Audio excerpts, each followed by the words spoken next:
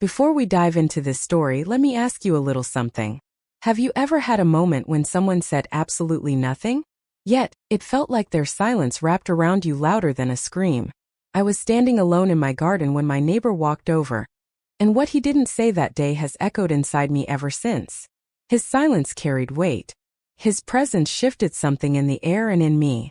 I never expected what happened next, and I've carried it with me ever since. But first, tell me, from which city are you watching us today? Drop it in the comments below. I'd love to know where our story is reaching. Now let me take you back to that quiet afternoon. It was a warm Friday, the kind where the air hums with the last song of summer, and the sun filters through the branches just right, casting dappled shadows over my garden beds.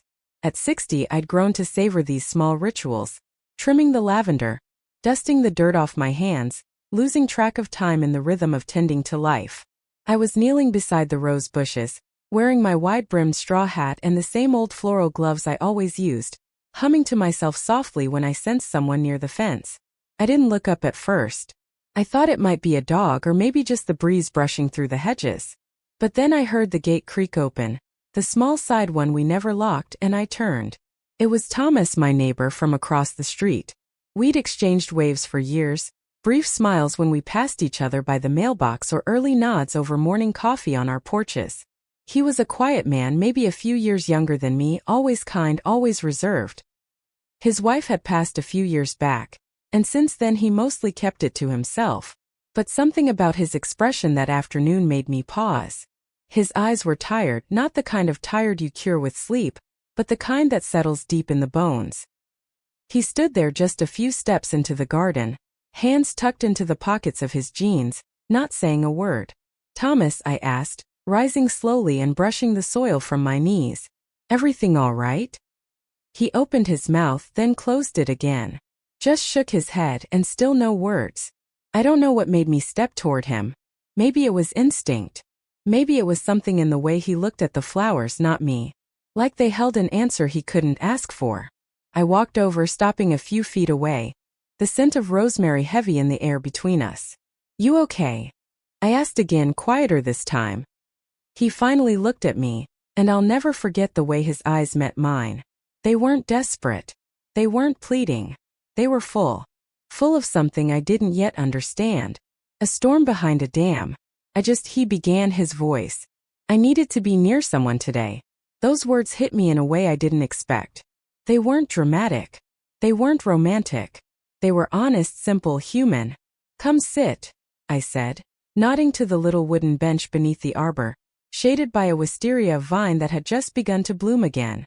We walked together in silence. The only sounds were the crunch of gravel beneath our shoes and the quiet rustle of leaves in the breeze. When we sat, he exhaled like he'd been holding that breath for days. For a while we didn't talk. We just watched the bees dance from flower to flower, listened to the distant hum of a lawnmower a few houses down, and let the silence stretch between us, but it wasn't uncomfortable.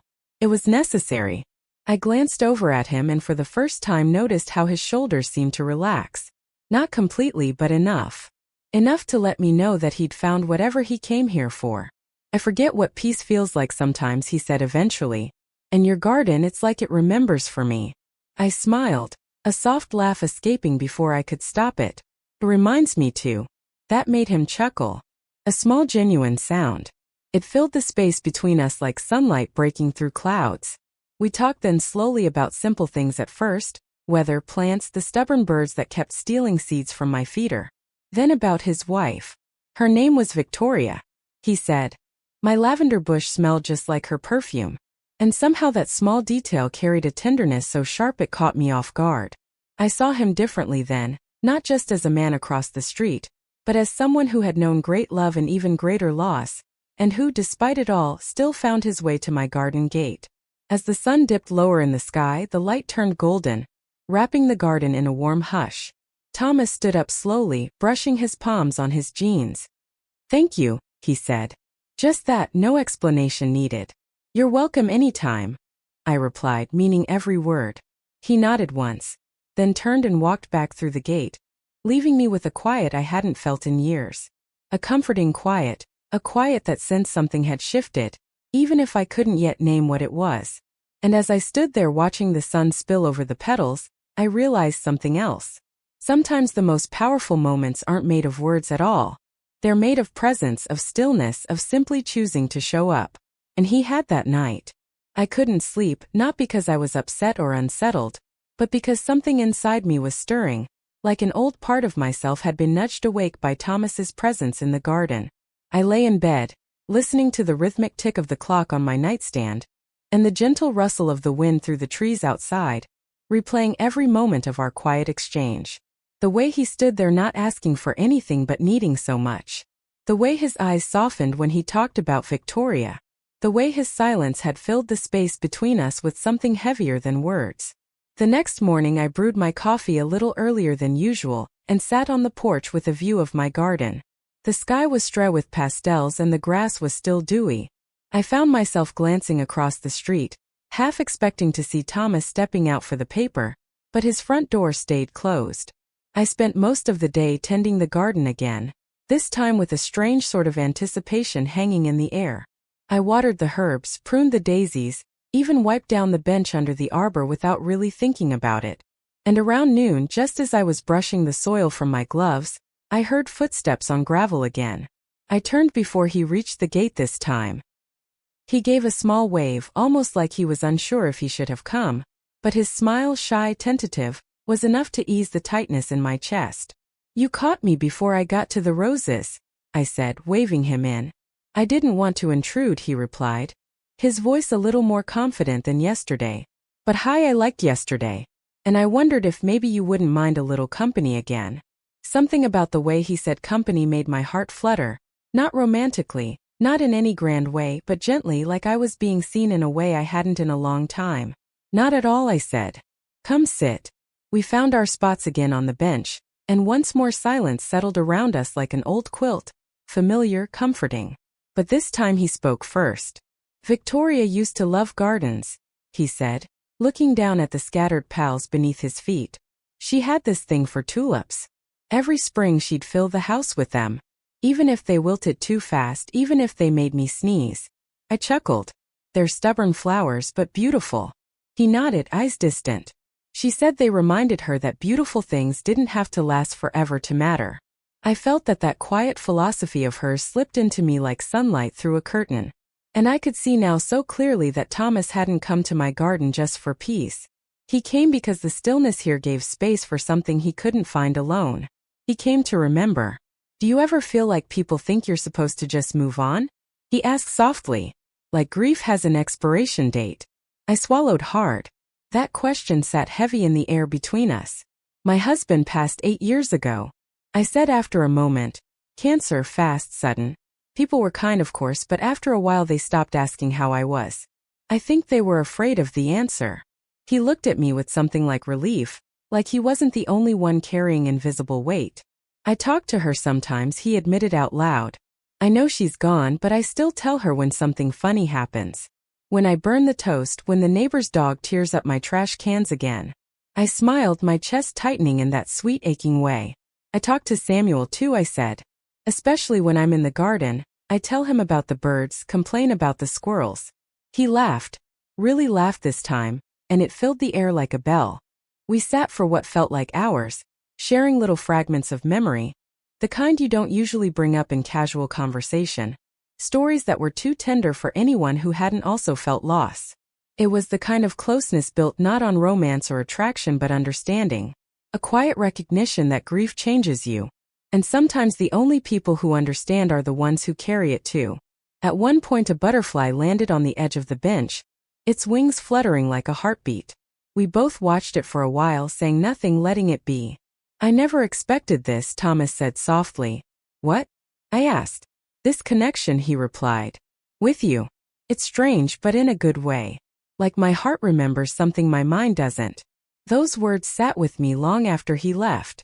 As the sun dipped behind the trees and shadows stretched across the lawn, I sat alone on the bench and thought about how strange it is the way healing begins. Sometimes it's not with a breakthrough or a tearful moment. Sometimes it starts with silence, with someone sitting beside you in the stillness, with a shared laugh over stubborn squirrels, and with a man who walks into your garden carrying his silence like a secret.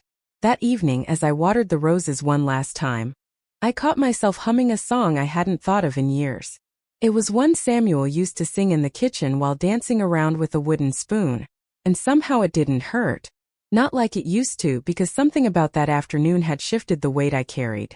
Not erased it, but balanced it. Thomas's presence didn't replace the past. It reminded me that life still holds room for new moments, quiet ones, unexpected ones, the kind that grow like flowers between the cracks. The days that followed settled into a quiet rhythm, not planned, not agreed upon, just something that naturally unfolded. Thomas began showing up in my garden every other day or so, always around the same time, never empty-handed.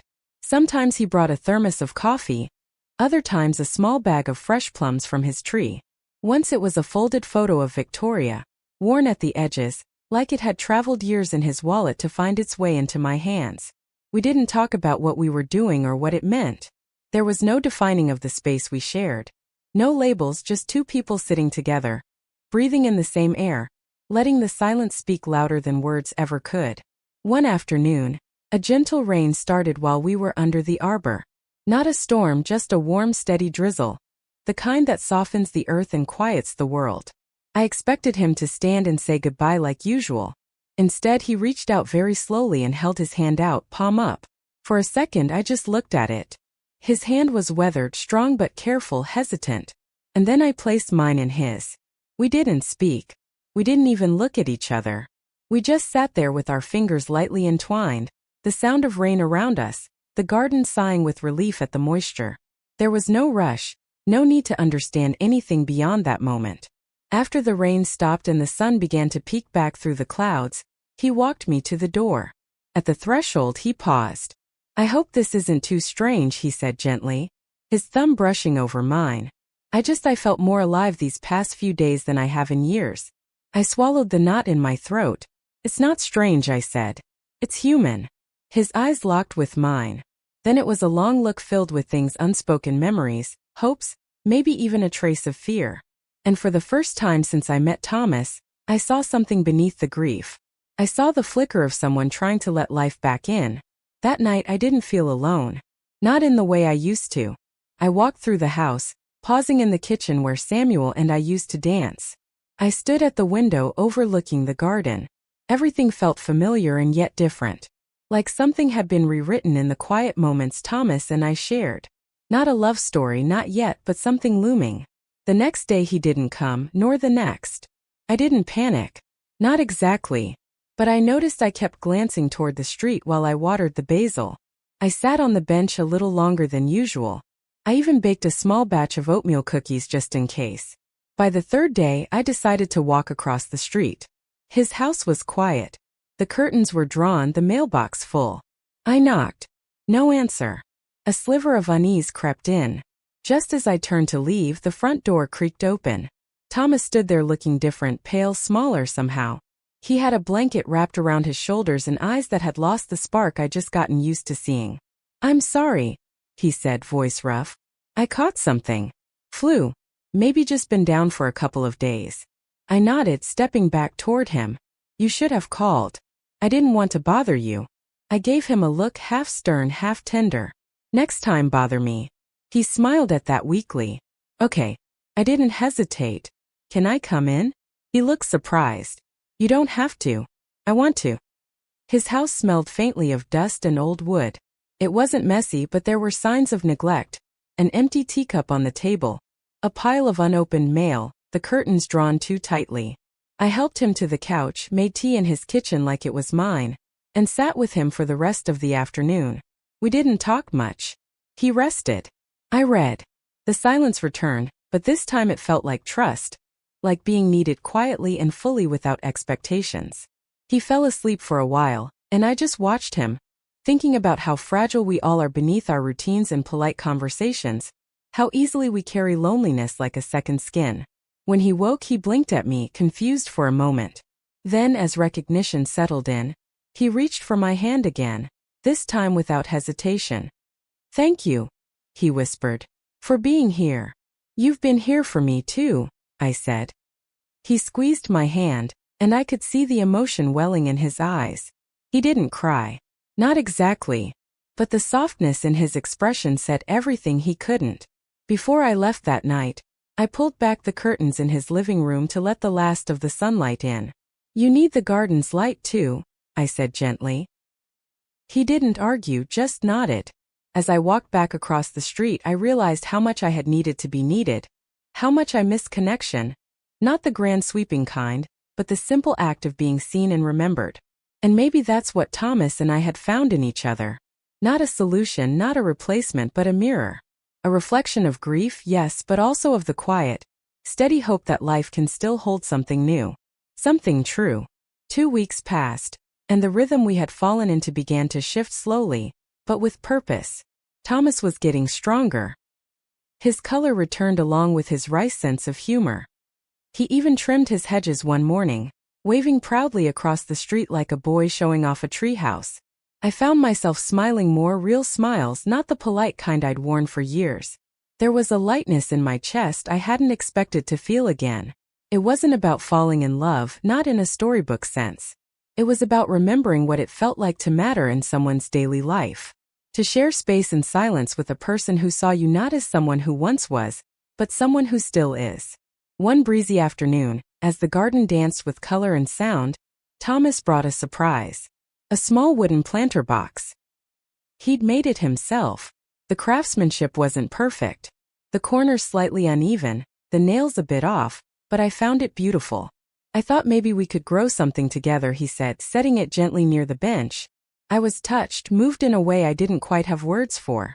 I nodded slowly, brushing my hand along the smooth edge of the wood. "What should we plant?" He smiled. "Tulips for Victoria and maybe something for Samuel too."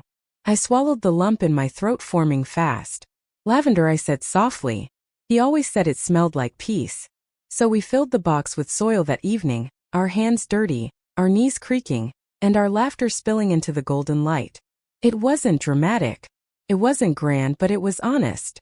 And in that moment, I realized how much healing can live in the act of doing something small together. When we were done, we sat on the bench and admired our crooked little planter. He reached for my hand again, and this time I held on a little tighter.